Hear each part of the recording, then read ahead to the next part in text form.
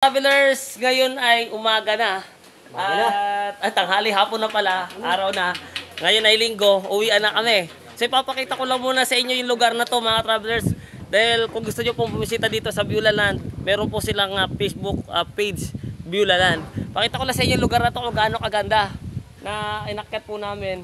Ayan, patuloy sila tatrabaho. Lalagyan po lang ng puro solar yung bubong. Tapos ayan, napaka-refreshing sa lugar na to kapag na-stress kayo, gusto nyo malamig ng panahon, mag-relax sa mga trabaho nyo sa siyudad. Napakaganda ng place na to. Ayan, kita nyo naman. Napakaganda po ng lugar dito, Beulaland. O, dito po to sa Barangay Galalan. Ako ba yung sakop dito? Pangil, Laguna. So, ano pang hinintay nyo? Napakasarap, presko-presko yung hangin. Pwede po kayo dito anytime. Pwede po kayo mag-booking sa kanila, no? Sa kanilang page. So, ito po yung burol. Ayan. Wow! Napakasarap dito. Ayan. Napakalamig ng hangin kahit ganito katanghali ang tapat mga ka-travelers. So, napakaganda ng palibot. Kitang-kita mo yung buong Laguna. Kitang-kita mo lahat yan. Nasa likod. Laguna Beach. Wow, mga Sierra Madre kabundukan. Napakagandang place. So ito yung nakit namin. Napakataas talaga mga ka-travelers, no? Na nakit ni Chariot. So after 1 year, nandito tayo. So shoutout sa lahat po ng ating mga followers, subscribers. Siyempre, yung lahat po ng inyong mga katanungan, gusto po natin sagutin yan. Tungkol po sa pag-ahon sa bundok, at yung mga inyo pong mga suggestions. Salamat po. Ngayon, bababa kami. Uwian na kami. Gabi na kasi kami dumating nung nakaraan. Meron pala sila ditong multipurpose hall. No, pwede kasal, binyag, or any mga program na pwede nyo gawin.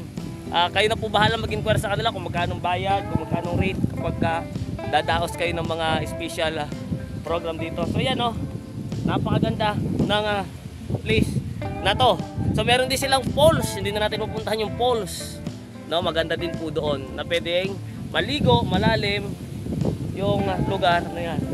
Okay, so ngayon bababa tayo. Hindi tayo magkakarga ng passenger kasi sobrang taas nga po, ito ko pa sa inyo yung place. Yan, napakaganda.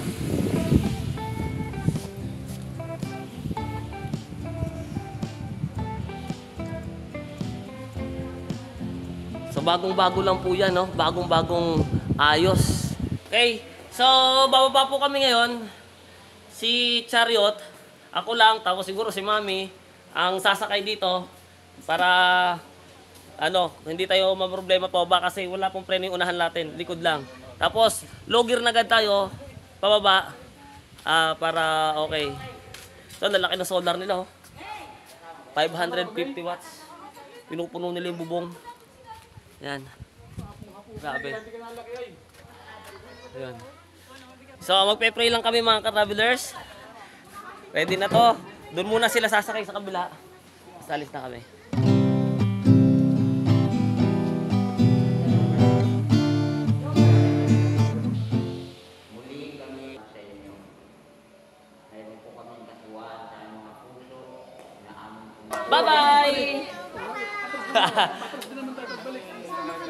Bye-bye! Bye-bye. Jisaya! Bye-bye. Yung mga friend ni Jisaya, mga friend niya. Ilang taon na to? 6. Matanda siya kay Jisaya. Mga ate pala. Ate. Ayan. So, alisa na! Let's go!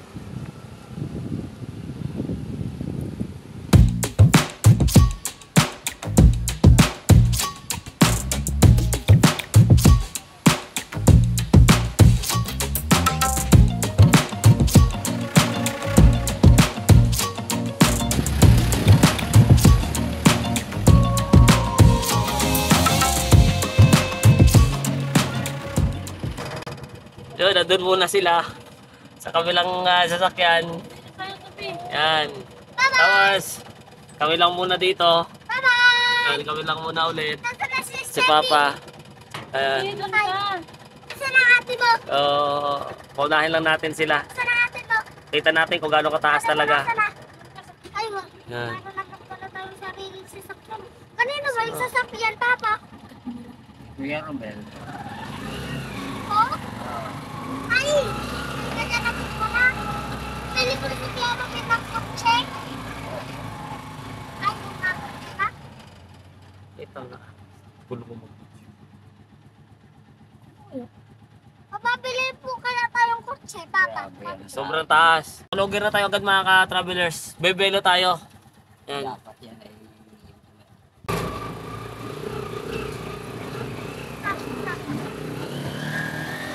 Muna tayo sa Martiland Candy.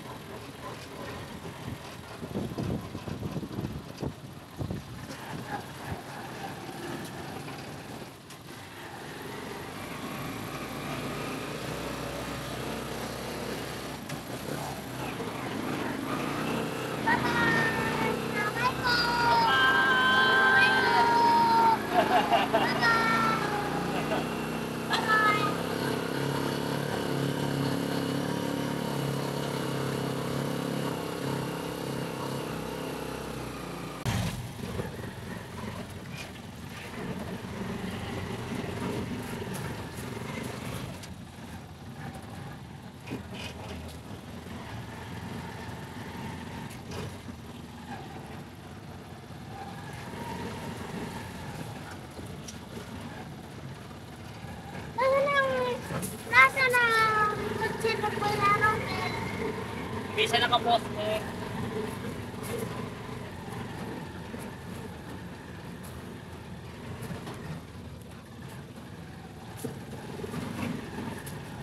Nasa na si Steffi, Mama? Mama, nasa na si Steffi? Mama? Ano na? Sa tres. Ha? Sa tres. Sa tres? Oo. Ang lapit lang pala? Oo. Dun din muna kayo sa tres. ano yan? Tigil sila nito. Pagpalit Kuya Romel.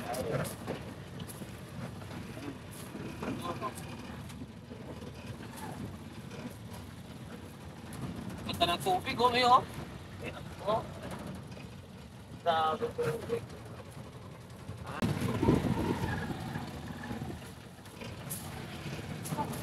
Yun. Ops, mama!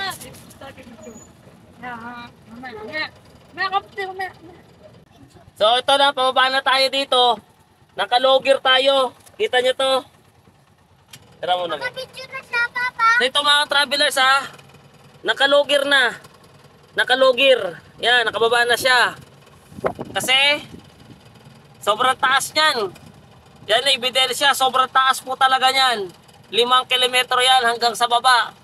So yan yung lulusungin natin. Ngayon, nakalogger na tayo agad sa lugar na to. Mataas doon, napakataas pa niyan.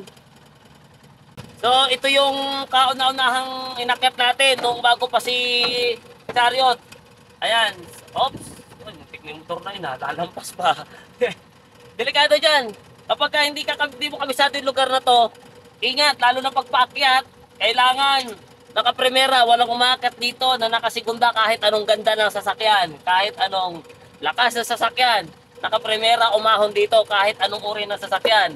At kapag hindi kabisado, kahit nakapremera, hindi makakyat. Ganyan to ka taas. Kaya tara, dantahan na tayo. Primera low lang tayo. Primera low. Parang bibig. May pakita mo din yung kabilang patas ha.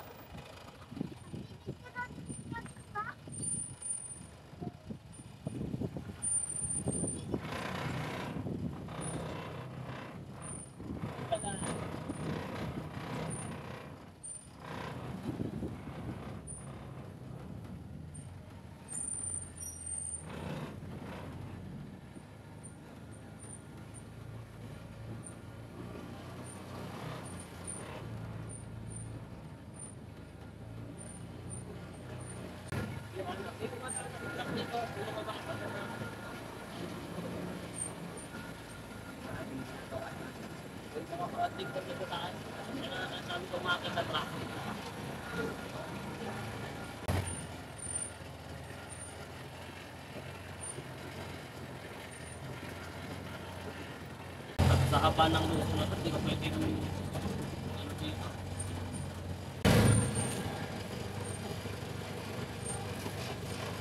Sabi, taas. Haba pa naman itong lusong na to.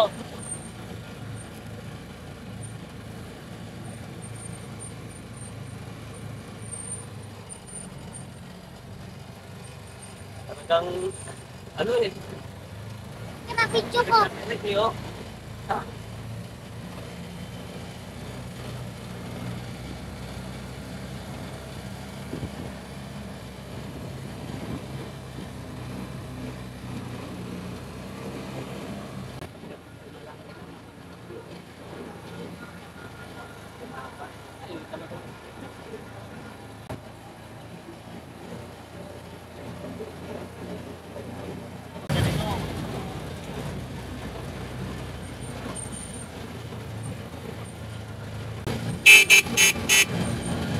May barkada na.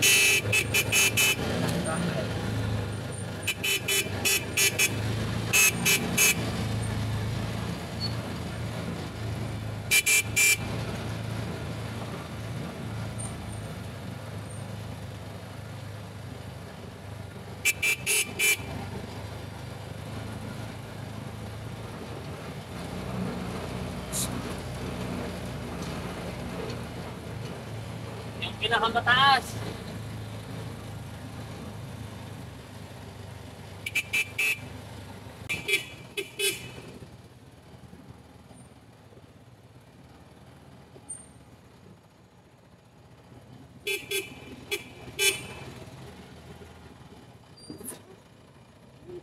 Hawak na ayos na.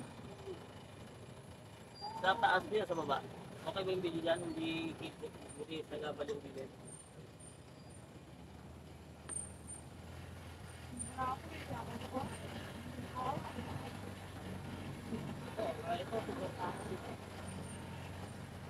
Dapat yung pagdinaan yung tulog.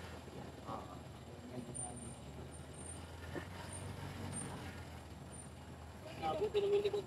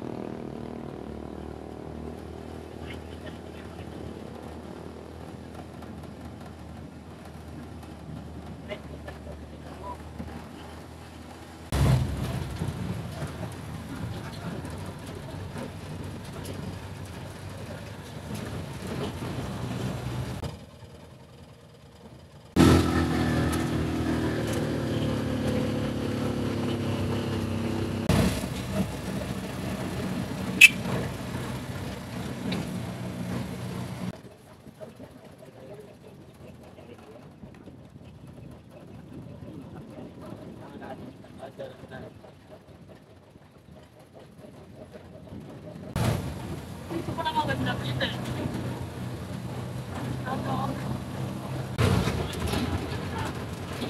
Wala kang maingay. So, huling lusong na to mga ka-travelers. Huling baba na to, huling lusong. Kailangan natin nakalugil pa rin. Second gear, tapos, ayan.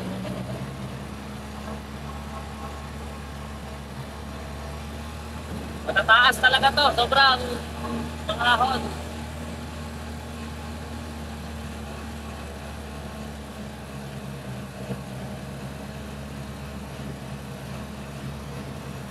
Yung action sa kabila, Doon, kaya lang doon kasi walang buwelo, galing highway. Doon sa kabila. Ano naman, pag buwelo mo, dire-diretso, walang sagaban. Doon kasi daming bahay, makikit. Oo. Oh.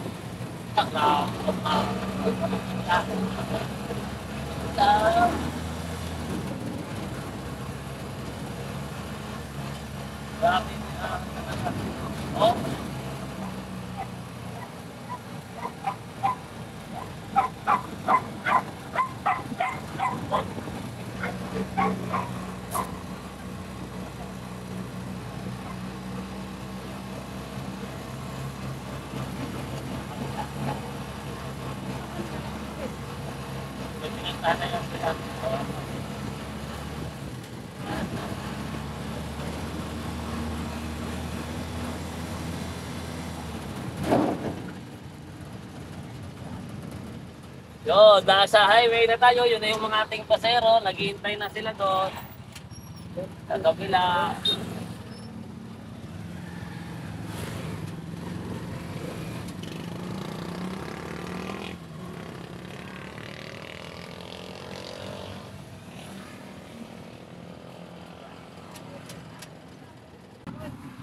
Tunog ang bata.